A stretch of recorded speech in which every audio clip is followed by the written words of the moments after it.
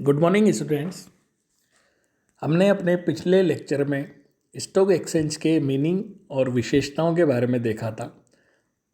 आज हम इसके फंक्शंस के बारे में देखेंगे कि स्कंद विनिमय कौन कौन से कार्य करता है, इसके किस प्रकार के ये कार्य करता है।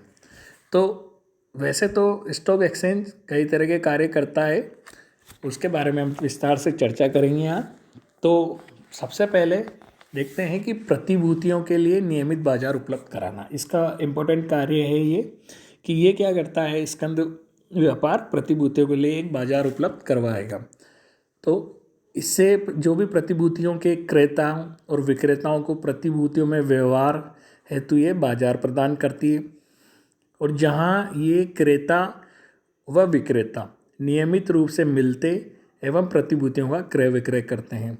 इस प्रकार जो स्टॉक एक्सचेंज है उसका मुख्य कार्य प्रतिभूतियों को लिक्विडिटी प्रोवाइड करना, यानी तरलता प्रदान करना। तो स्कंद विनिमय के अभाव में प्रतिभूतियों का क्रय विक्रय लगभग बहुत ही मुश्किल हो जाएगा, असंभव हो जाएगा। तो ऐसी स्थिति में प्रतिभूतियों के जो घटक हैं उनको अनिश्चित काल तथा परिपक्वता, जो इसकी मैच्योरिटी डेट होती है, तक प्रतिभूतियों को धारित रखना अनिवार्य हो जाता है। तो पहला इसका जो मेन कार्य होता है वो होता है सिक्योरिटी का क्रय विक्रय के लिए एक मार्केट प्रोवाइड कराना। ओके, नेक्स्ट जो इसका फंक्शन आता है वो आता है कि प्रतिभूतियों को उच्च विपणन योग्यता प्रदान करना। तो जो ये स्टॉक एक्सचेंज होता है, ये क्रेता और विक्रेता अपनी प्रतिभूतियों के क्रय विक्रय अपनी प्रतिभूति संबंधी आवश्यकताओं के शेयर बाजार में व्यवहार करने वाले व्यक्तियों को अंकित करा देते हैं। ठीक है, इसमें क्रेता विक्रेता क्या करते हैं, इनको जो भी सिक्योरिटी बेचनी होती है या खरीदनी होती है, उसमें जो भी अपनी प्रतिभूति से संबंधित आवश्यकताएं होती है वो शेयर बाजार में व्यवहार करने वाले, जो भी शेयर बाजार में काम करते हैं, उन व्यक्तियों को बता देते हैं, अंकित करा देते हैं। जिससे क्या होगा कि प्रत्येक क्रेता और विक्रेता को जो भी उनकी इच्छा अनुरूप प्रतिभूतियों के क्रय विक्रय की सुविधा मिल जाएगी, और व्यक्ति अपनी इच्छा की जो भी प्रतिभूति है, जो भी उसको खरीदनी है या बेचनी है, तो बहुत कम समय में ये कार्य कर सकता है।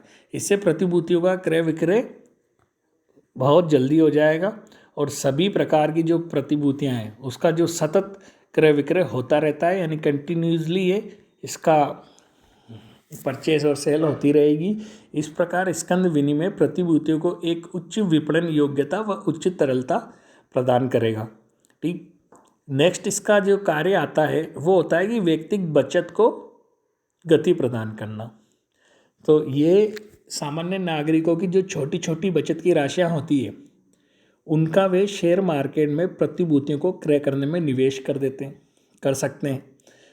उन्हें अपनी बचत के निवेश के लिए किसी प्राथमिक निर्गमन की प्रतीक्षा नहीं करनी होती। ठीक, वो इजीली स्टॉक एक्सचेंज में जाके अपनी छोटी छोटी बचतों को निवेश कर सकते हैं। तो इस प्रकार व्यक्तिगत बचत जो सामान्य रूप से व्यक्ति के पास ऐसे ही पड़ा रहती है, यानी उस राशि का व्यय हो जाता है और वो निर्गमित क्षेत्र के उद्यमों में काम आता है, और ऐसी बचत जो घरेलू उपयोग तक ही सीमित रह जाती है वो व्यावसायिक जगत की ओर प्रवाहित होने लगती है। नेक्स्ट इसका कार्य आता है कि ये पूंजी निर्माण में सहायक होती है। तो व्यक्तियों और संस्थाओं द्वारा जो इनकी अपनी मौद्रिक बचतों का प्रतिभूतियों में निवेश करने से उत्पादन के साधनों का क्या होगा, सृजन होगा, यानी उत्पादन के साधन डेवलप होंगे। उससे जो घरेलू जो बचत अन्यथा जो उत्पादन में प्रयुक्त नहीं की जा सकती थी, वे स्टॉक एक्सचेंज के जरिए पूंजी का रूप ले लेते हैं। ठीक है, आपकी बचत है वो ऐसे ही पड़ी थी, लेकिन वो स्टॉक एक्सचेंज की सहायता से वो एक तरह से उत्पादन के साधनों में निवेश हो जाती है वो बचत, जिससे देश में पूंजी का निर्माण होता है। अगला इसका कार्य आता है कि यह अंशों के मूल्यांकन का एक साधन होता है, का भी कार्य करता है। ठीक है, यानी जो शेयर की वैल्यूएशन निकालते हैं उसमें का भी ये एक तरह से साधन का कार्य करता है। जो शेयर बाजार के जो विभिन्न शेयर होते हैं उनके मूल्य तय होते हैं। शेयर बाजार में बहुत तरह के शेयर होते हैं और उन सबके मूल्य तय होते हैं। तो प्रतिभूतियों के इन मूल्यों के आधार पर ही कंपनी की स्थिति का पता लगता है ना। जिसकी शेयर की वैल्यू ज़्यादा है उस कंपनी की स्थिति अच्छी है, और जिसकी शेयर की वैल्यू कम है उसकी स्थिति अच्छी नहीं है। यदि मान लो स्टॉक एक्सचेंज ना हो तो क्या होगा, अंशों का प्रॉपर लेन देन नहीं हो सकता। ऐसी स्थिति में किसी भी अंश का सही मूल्यांकन करना भी कठिन हो जाएगा, जबकि स्टॉक एक्सचेंज में लेन देन के विभिन्न अंशों के मूल्य पता चलते रहते हैं। तो इस प्रकार स्टॉक एक्सचेंज के होने से अंशों का रेगुलर वैल्यूएशन यानी नियमित मूल्यांकन होता रहता है। अगला कार्य करता है ये कि प्रतिभूतियों के मूल्यों में एक स्टेबिलिटी लाता है यानी स्थायित्व लाता है। तो स्टॉक एक्सचेंज के माध्यम से सभी प्रकार की प्रतिभूतियों के जो क्रेता और विक्रेता पर्याप्त संख्या में मिलते हैं स्टॉक एक्सचेंज की वजह से, तो जिससे क्या होगा कि प्रतिभूतियों की मांग में एक तरह की स्टेबिलिटी बनी रहेगी, क्योंकि क्रेता विक्रेताओं की संख्या उसमें प्रॉपर बनी रहती है और अंशों की कीमत जो भी अप्रत्याशित उतार चढ़ाव की संभावना है उससे क्या हो जाएगी, कम हो जाएगी। तो इस प्रकार स्टॉक एक्सचेंज प्रतिभूतियों के मूल्यों में स्थायित्व बनाए रखने में भी सफल होते हैं। नेक्स्ट आता है इसकी जो कार्य हैं कि ये प्रतिभूतियों की जो सौदे होते हैं उसमें सुरक्षा प्रदान करने का कार्य करता है। स्टॉक एक्सचेंज के से क्या हुआ है कि जितने भी सौदे हैं उससे संबंधित स्टॉक एक्सचेंज और जो भी सेबी के नियम उप नियमों के अनुसार होता है। तो स्टॉक एक्सचेंज में जो भी विनिमय होगा वो एक तरह के सेबी के जो भी रूल्स एंड रेगुलेशन है उसके अनुसार होगा। तो इससे सर्वथा कपटपूर्ण जो सौदे होते हैं उन पर अंकुश लगता है। इससे प्रतिभूतियों में सौदे करने वाले पक्षकारों को एक तरह की सुरक्षा वाला माहौल मिलेगा। अगली इसकी विशेष जो कार्य है वो है कि ये कोषों को वांछित दिशा देता है, यानी इसका जो कार्य है कि विभिन्न प्रकार के जो उद्योग हैं उनके जो निष्पादन स्तर होता है जो उनकी भावी संभावनाओं के आधार पर प्रतिभूतियों के मूल्य तय होते हैं। ठीक है, कि आगे ये कैसे परफॉर्म करेंगे उद्योग, उस हिसाब से उनके शेयर का मूल्य निर्धारित होगा। तो प्रतिभूतियों के मूल्यों के आधार पर ही निवेशक क्या करेगा, निवेश करेगा। यानी किसी जो सिक्योरिटी है उसका मूल्य ज़्यादा है तो क्यों ज़्यादा है, यानी इसलिए ज़्यादा है कि वो प्रॉपर तरीके से सही डायरेक्शन में काम कर रहे हैं, आगे इनके बढ़ने की संभावना है, तभी निवेशक निवेश करेगा। तो इस प्रकार बेहतर संभावना वाले और ज़्यादा लाभ देने वाले उद्योगों की ओर ही अधिक से अधिक निवेश होगा।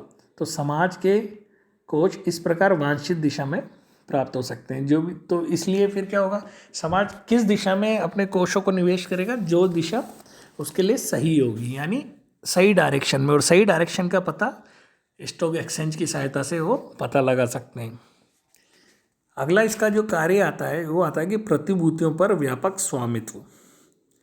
तो प्रतिभूतियों में जो व्यवहार होता है स्कंद विनिमय के होने से ही संभव हुआ है। इससे प्रतिभूतियों में तरलता बनी रहती है।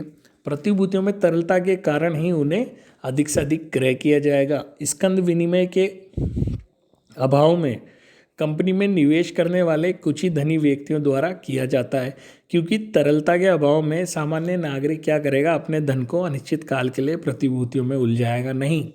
ठीक है, अगर तरलता नहीं होगी तो जिस कंपनी की प्रतिभूतियों का सूचीयन जितनी अधिक स्टॉक एक्सचेंज में होगा उन कंपनियों के उतने ही ज़्यादा क्रेता मिलते हैं। और स्कंद विनिमय छोटे छोटे निवेशकों को भी निवेश की सुविधा प्रदान करता है। इससे कंपनियों की प्रतिभूतियां जो होती है वो एक बहुत ही बड़े स्तर पर बहुत बड़ी संख्या में निवेशकों द्वारा ली जाएगी। इससे प्रत्येक कंपनी में निवेशकों की संख्या बहुत बड़ी हो जाती है और प्रतिभूतियों पर एक तरह का व्यापक स्वामित्व का आधार बन जाती है। अगली इसकी विशेषता आती है कि प्रतिभूतियों का जो मूल्य होता है उसकी निरंतर जानकारी देने का कार्य स्टॉक एक्सचेंज करेगा। स्टॉक एक्सचेंज में जो प्रतिभूतियों का नियमित लेन देन होता रहता है उनके मूल्यों का भी रेगुलर एक तरह से वो प्रकाशन करेंगे, इन्फॉर्मेशन देते रहते हैं। इससे जो भी इन्वेस्टर हैं वो सभी सूचीबद्ध कंपनियों के प्रतिभूतियों के मूल्यों की नियमित जानकारी उनको मिलती रहती है। अगला आता है कि प्रतिभूतियों के जो भी व्यवहार हैं उनकी भी पूरी जानकारी मिलती देने का स्टॉक एक्सचेंज का कार्य है। यानी जो भी सिक्योरिटी की ट्रांजैक्शन हुई है उनकी इन्फॉर्मेशन ये देते हैं पूरी तरह से। तो सभी प्रकार के स्कंद विनिमय विभिन्न प्रतिभूतियों के विक्रय मूल्य और विक्रय मात्रा एवं सामयिक उतार चढ़ाव के रूप में नियमित सूचनाएं प्रकाशित करते हैं। ये सूचनाएं क्या होगा, रेगुलर प्रकाशित होगी और इससे प्रतिभूतियों की जो भी ट्रांजैक्शन के हुआ है उसकी पूरी जानकारी जो भी इन्वेस्टर है उनको मिलती रहेगी। नेक्स्ट आता है इसमें कि अनुसूचित कंपनियों के बारे में जानकारी देने का कार्य करता है। जो संगठित स्टॉक एक्सचेंज है, उनकी जो भी सूचीबद्ध सभी कंपनियां होती हैं, उनमें सभी प्रमुख और जो भी इम्पोर्टेंट सूचनाएं होती है वो अपने पास रखती है और उन्हें प्रकाशित भी करेगी, और आवश्यकता पड़ने पर यह सूचनाएं निःशुल्क भी उपलब्ध करवाएगी। यानी सभी सूचीबद्ध कंपनियों की सूचनाएं उपलब्ध करवाएगी, जिससे इन्वेस्टर को कहाँ इन्वेस्ट करना है उस चीज़ में उसको हेल्प मिले। तो सूचनाएं स्कंद विपणियों द्वारा इंटरनेट के माध्यम से भी प्रदान की जाती है। नेक्स्ट आता है कि विनियोक्ताओं को सुरक्षा, इन्वेस्टर को सुरक्षा देती है जो अपने सूचीय नियमों के माध्यम से सार्वजनिक निर्गम लाने वाली एवं इस हेतु अपनी स्कंद विनिमय द्वारा किया जाता है। इससे अंशों के जो अलॉटमेंट होते हैं, अंशों के आवंटन, स्थानांतरण आदि में एक नियम निष्ठता बनी रहती है और निवेशकों के जो भी हित होते हैं वो सुरक्षित रहते हैं। तो ये कार्य ये करती है कि इन्वेस्टर को सुरक्षा प्रदान करेगी, और एक कार्य करेगी कि सरकार को ऋण जुटाने में ये सहायता करती है। स्टॉक एक्सचेंज सरकारी प्रतिभूतियों के लिए बाजार प्रदान करेगी। इससे सरकार को जो भी सरकार की मूल योजनाएं हैं उसके लिए धन जुटाने में भी सहायता मिलेगी। और लास्ट है इसका कार्य कि अर्थव्यवस्था की सामान्य अवस्था की जानकारी देती है कि विभिन्न उद्योगों की जो भी प्रतिभूतियां हैं, जो भी सिक्योरिटी हैं या फिर ये प्रतिभूति मूल्य सूचकांक होते हैं, इससे देश की उद्योगों की और अर्थव्यवस्था की स्थिति का अनुमान लगाया जा सकता है। तो इस प्रकार देश की अर्थव्यवस्था के मापक का काम भी स्कंद विपणि यानी स्टॉक एक्सचेंज करते हैं। तो आज हमने देखा स्टॉक एक्सचेंज के कार्यों के बारे में। अपने नेक्स्ट लेक्चर में हम देखेंगे कि जो स्टॉक एक्सचेंज है इसका क्या इम्पोर्टेंस है या फिर इसका क्या रोल है समाज के लिए, विनियोजकों के लिए। तो अभी जो भी फंक्शंस ऑफ स्टॉक एक्सचेंज है इसका आप रिवीजन करिए। Thank you.